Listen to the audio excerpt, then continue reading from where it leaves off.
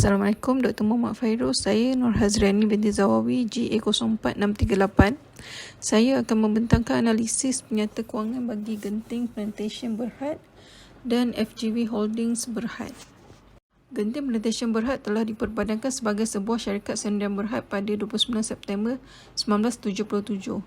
Memulakan operasi pada tahun 1980 sebagai cabang peladangan kumpulan Genting yang diasaskan oleh Mendiang Tan Sri Lim Goh Tong, dan pada tahun 1982 ia memperoleh penyedaraian di Bursa Malaysia yang kemudiannya dikenali sebagai Bursa Saham Kuala Lumpur.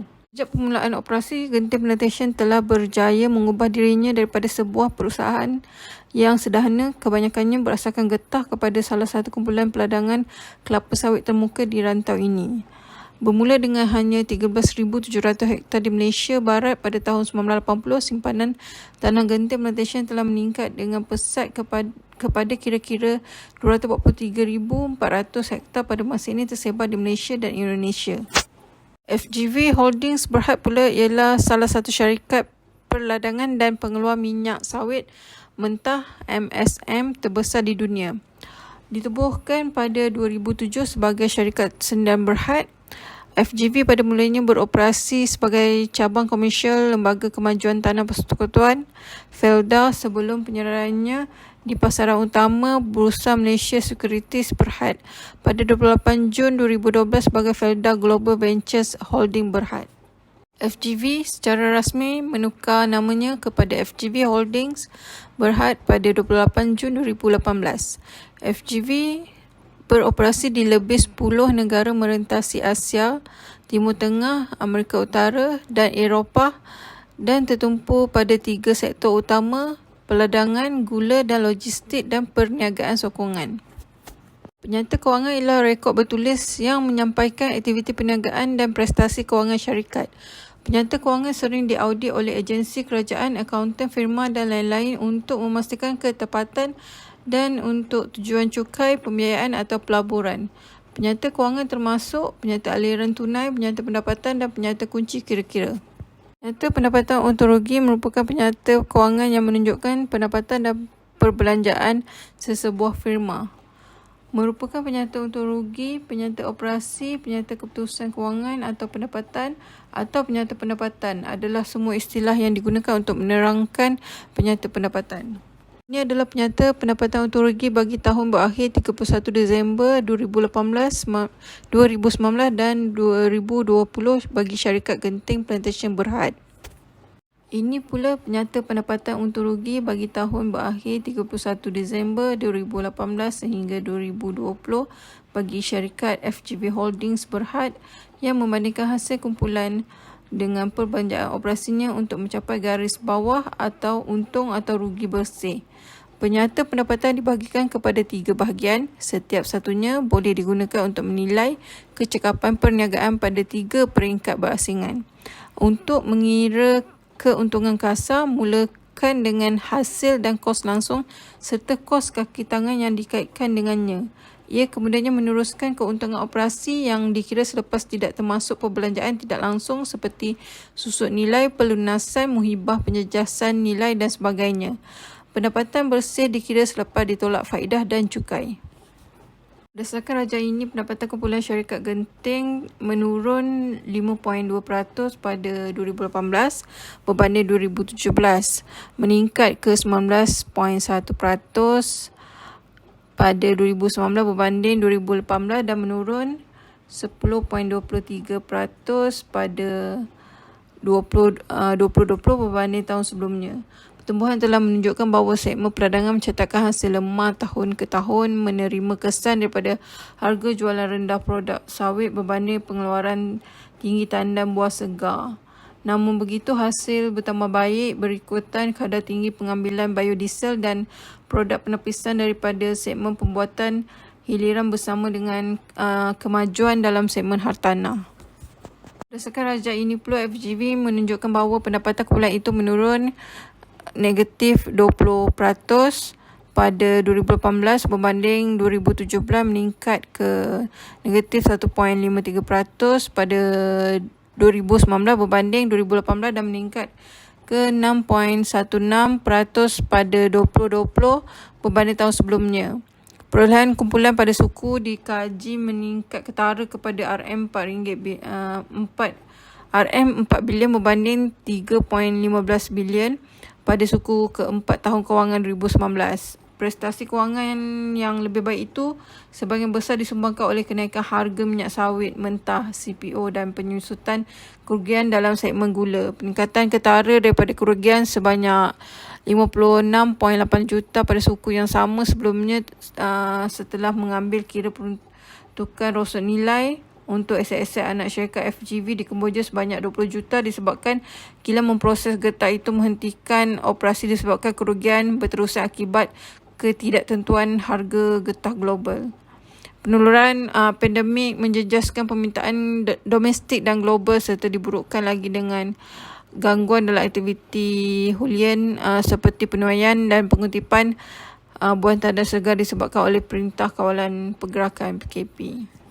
Data ini pula menunjukkan perbelanjaan operasi menurun 25.98% pada 2018 berbanding 2017, penurunan 23.62% pada 2019 berbanding 2018 dan menurun 6.43% pada tahun 2020 lebih tinggi berbanding tahun sebelumnya. Tahun 2020 merupakan tahun yang mencabar kerana ia dipengaruhi oleh langkah-langkah yang diambil oleh kerajaan di seluruh dunia untuk membendung penularan virus COVID-19. Langkah-langkah penutupan yang ketat ni termasuk sekatan perjalanan dan pergantungan kebanyakannya operasi perniagaan mengakibatkan permasalahan terhadap industri minyak sawit. Industri minyak sawit secara amnya terus berdepan dengan pelbagai cabaran operasi termasuk mendapatkan tenaga kerja yang mencukupi untuk kerja operasi lapangan di Malaysia. Pandemik semasa telah memburukkan lagi keadaan apabila kerajaan Malaysia menangguhkan pengambilan pekerja asing. Sejauh ini pula menunjukkan perbelanjaan operasi kumpulan bagi syarikat FGV. Raja menunjukkan peningkatan sebanyak negatif 20.7% pada tahun 2018 berbanding 2017. Kerugian rosot nilai ke atas pelaburan anak syarikat pada tahun kewangan sebelumnya. Keadaan operasi yang sukar dan kerugian berterusan dalam anak syarikat FGV China Oils Limited telah dikenal pasti sebagai penunjuk ujian kemerosotan nilai yang akan dilakukan bagi pelaburan dalam penapisan minyak sawit operasi di China. Hasil daripada penilaian kemerosotan nilai kerugian kemerosotan nilai sebanyak 80,152,000 telah dilakukan dalam perbelanjaan operasi lain dalam penyata kewangan syarikat ini. Ini menyebabkan perbelanjaan operasi telah meningkat dengan ketara pada tahun 2019 iaitu sebanyak negatif 0.39% memandangkan ketika itu aktiviti ekonomi masih rancak dan kebanyakannya hasil dan belanja semasa 2018 masih dapat digunakan dan relevan bagi tahun 2019.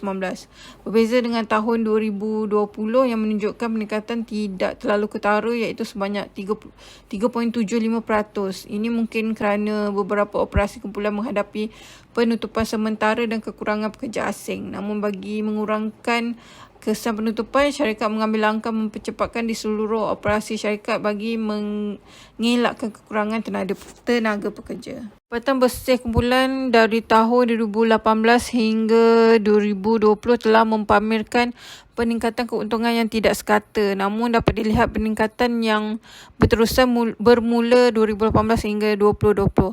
Ini dapat dilihat dari hasil kumpulan itu menurun sebanyak negatif 57.02% pada 2018 berbanding 2017.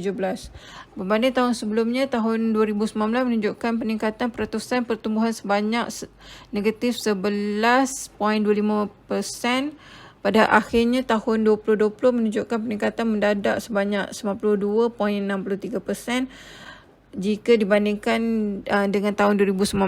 Ketidakpastian dalam ekonomi global yang berpunca daripada pandemik tersebut telah mengakibatkan turun naik yang ketara dalam harga minyak sawit mentah sepanjang tempoh tahun 2020. Bagi FGV Holdings Berhad pula, pendapatan bersih syarikat tidak menentu dari segi pertumbuhan.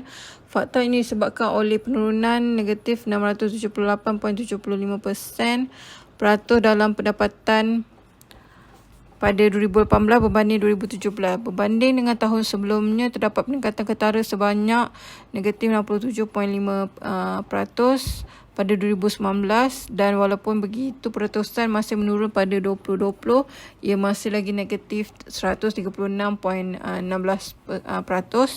Seperti yang dinyatakan sebelum ini, di bawah pelanjaan operasi setelah mengambil kira peruntukan rosa nilai untuk aset anak syarikat FGV di Kemboja sebanyak 20 juta disebabkan kilang memproses getah itu menghentikan operasi disebabkan kerugian berterusan akibat ketidaktentuan harga getah global.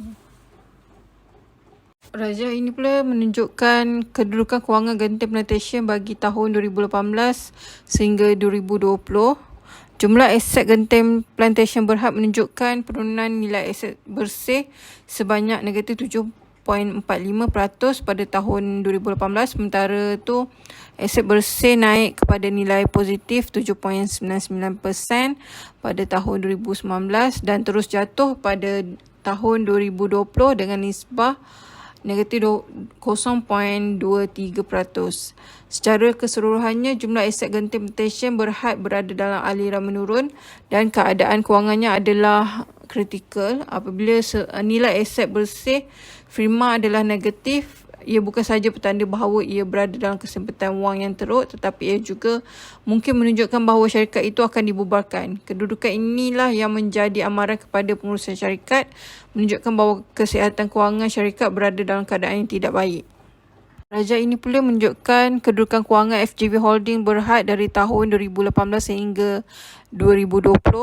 Jumlah aset FGV Holdings Berhad mempunyai nilai aset bersih negatif sebanyak negatif 9.2% pada tahun 2018. Sementara itu, aset bersih meningkat sedikit kepada nilai negatif 5.39% pada tahun 2019 dan terus meningkat pada tahun 2020 dengan nisbah negatif 2.95%. FGV juga menunjukkan kedudukan kewangan yang sama seperti Genting Plantation. Apabila nilai aset bersih firma adalah negatif, ia bukan sahaja petanda bahawa ia akan berada dalam kesempatan wang yang teruk juga. Dalam bahagian ini, saya akan menerangkan sekiranya saya seorang jurubank, syarikat mana yang akan saya utamakan untuk mencadangkan bagi pinjaman. Mengikut raja ini, nisbah keuntungan kedua-dua syarikat dari 2018 sehingga 2020 dijelaskan secara asasnya. Pada asasnya, setiap syarikat amat mementingkan keuntungannya kerana nisbah ini digunakan untuk mengira keuntungan syarikat untuk eksekutifnya dan pulangan ke atas equity untuk pelaburnya. Selepas menolak pembelanjaan operasi seperti kos langsung, kos kaki tangan dan susut nilai, margin keuntungan bersih mewakili pendapatan atau hasil yang kekal sebagai pendapatan bersih. Nisbah margin keuntungan bersih FGV Holdings ialah negatif 8.48% pada 2018, negatif 2.8% pada 2019 dan 0.95% pada 2020. Menunjukkan bahawa pihak pengurusan tidak dapat membimbing syarikat ke arah yang betul akibat daripada pandemik COVID-19.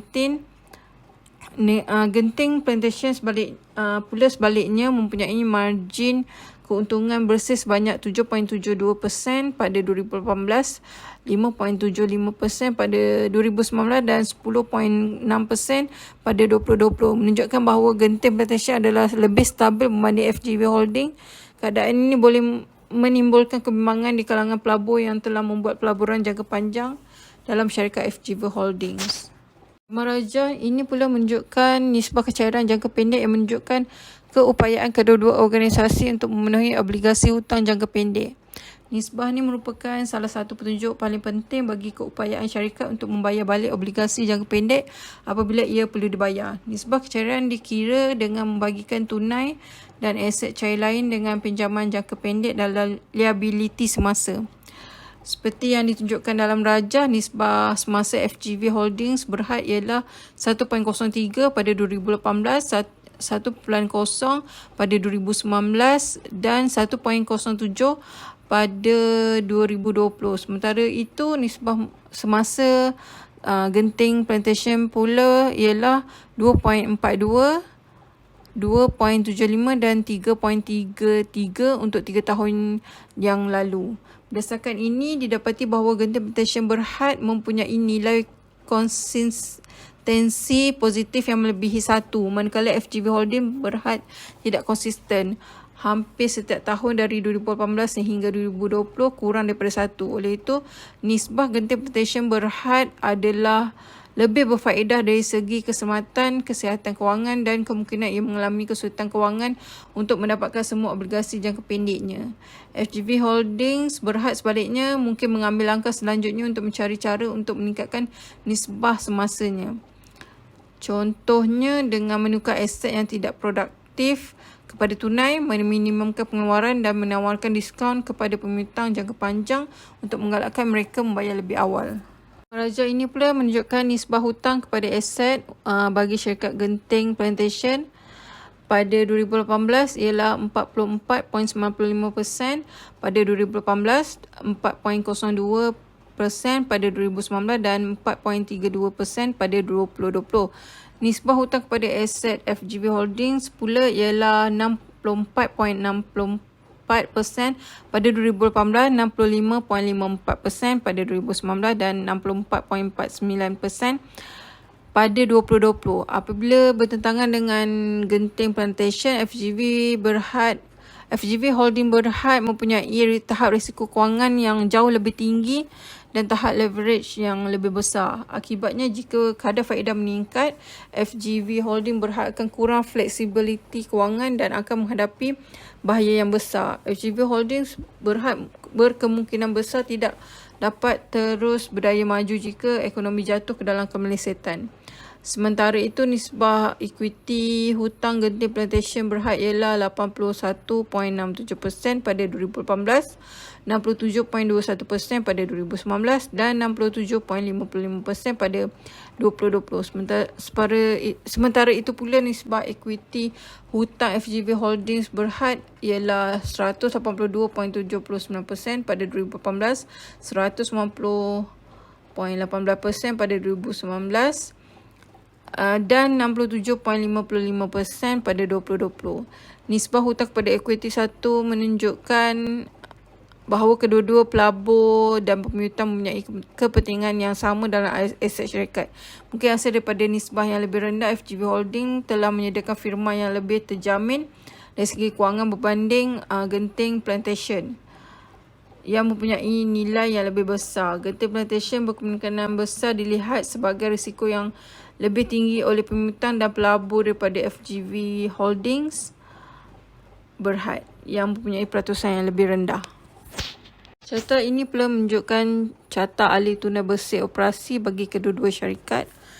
Carta menunjukkan FGV Holding mencatatkan pertumbuhan stabil aliran tunai aktiviti operasi bersih dari tahun 2018 hingga 2020 dengan aliran tunai bersih aktiviti sebanyak 957 juta pada 2018, 1975 juta pada 2019 dan 1,755 juta pada 2020. Manakala Genting Plantation pula mencatatkan aliran tunai bersih aktiviti sebanyak 256 juta pada 2018, 295 juta pada 2019 dan 449 juta pada 2020.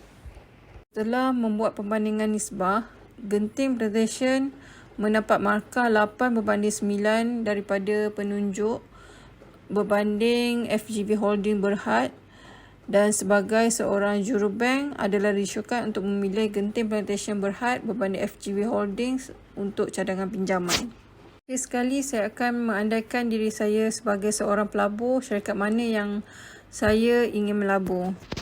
Jadual ni membandingkan harga pasaran sesaham, keuntungan bersih dividen dan pulangan atas equity ROE Genting Plantation dengan FGV Holdings sejak 3 tahun lepas. Rasional pertama memilih Genting Plantation Berhad ialah pulangan ke atas ekuiti pemegang saham ROE adalah stabil pada tahap positif, manakala nisbah FGV Holdings Berhad semakin berkurangan dan kini mempunyai pulangan negatif. Dengan kata lain, pulangan negatif atau pelaburan ROI sentiasa pelaburan yang dahsyat yang mengakibatkan kerugian. ROE Genting Plantation Berhad sebaliknya memberikan pulangan pelaburan yang positif. Seterusnya, harga pasaran sesaham untuk Genting Plantation Berhad dari 2018 hingga 2020 adalah lebih stabil daripada FGV Holdings Berhad, menunjukkan bahawa syarikat itu menguntungkan dan pelabur boleh memperoleh pendapatan dengan melabur di dalamnya dengan risiko yang kecil. Malah dari 2018 hingga 2020, agihan FGV Holdings Berhad adalah lebih rendah berbanding Genting Plantation Berhad, di mana FGV Holdings tidak membayar dividen pada tahun 2018 dan membayar dividen sebanyak RM2 pada 2019 dan RM3 juga pada 2020. Manakala Genting Plantation Berhad membayar jumlah dividen yang lebih tinggi dan kelihatan lebih kukuh, iaitu RM25.25 pada 2018, RM11.75 pada 2019 dan RM15.50 pada 2020. FGV Holding juga mengalami keuntungan negatif atau kerugian bersih yang boleh menunjukkan bahawa syarikat itu melabur semula dalam perniagaan. Jadi jika dilihat bagi aspek nisbah margin keuntungan, Genting Plantation dan FGV Holding tidak mencatatkan nisbah margin keuntungan untuk ketiga-tiga, malah FGV Holdings mempunyai nisbah keuntungan yang bernilai negatif pada 2018 dan 2019 kecuali pada tahun 2020. Malah jika dibuat perbandingan bagi segmen pendapatan per saham PPS di antara kedua-dua syarikat itu, FGV Holding Berhad hanya mempunyai nilai PPS yang lebih tinggi, iaitu 4 sen pada 2020 dan negatif 16 pada 2018 dan negatif 3 pada 2019 dibandingkan dengan Genting Plantation yang mencatatkan PPS sebanyak 0 pada 2018 hingga 2020. PPS ni menunjukkan jumlah wang yang diperoleh daripada syarikat untuk setiap bahagian sahamnya dan merupakan ukuran yang digunakan untuk menentukan kecekapan sesebuah organisasi menjana hasil daripada setiap saham yang dilaburkan oleh pelabur. Secara keseluruhan, sebagai pelabur, saya akan memilih Genting Plantation Berhad untuk melabur kerana ia stabil dari segi kewangan dan pengurusan. Tambahan pula, melabur dalam syarikat Genting Plantation Berhad memperuntukkan tunai dengan harapan pulangan kewangan masa depan dan menggunakan modal untuk keuntungan jangka panjang. Sekian, terima kasih dari saya. Assalamualaikum.